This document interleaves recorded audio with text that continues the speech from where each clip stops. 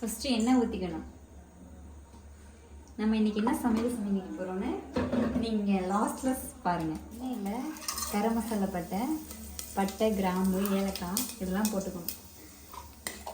அப்புறம் நம்ம அரைச்சி வச்சுருக்கோம்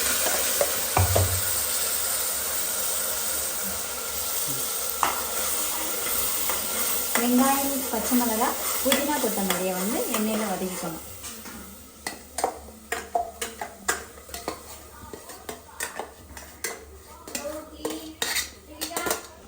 காவியா ஒரு தக்காளி பட்டி கட் பண்ணிட்டா. பச்சை மிளகாய் புதினாவோட வாசனை போகிறதுக்காக நம்ம கொஞ்சம் நேரம் வதக்கிக்குவோம். நம்ம தேவையான அளவு உப்பு சேர்த்துக்கணும். கொஞ்சமாக மஞ்சள் சேர்த்துக்கணும். இதுலேயே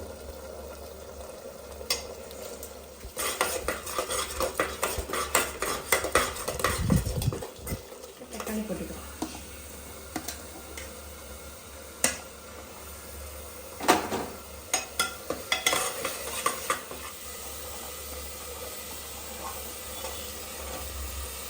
நம்ம பீன்ஸு கேரட் இதெல்லாம் போட்டுக்கணும்.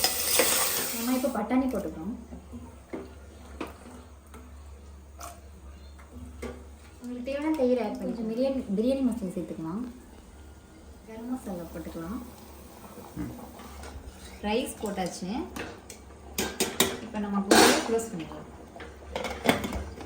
மேக்ஸிமம் எத்தனை விசில் வைக்கணும்னா 1 or 2 விசில் வச்சா போதும்.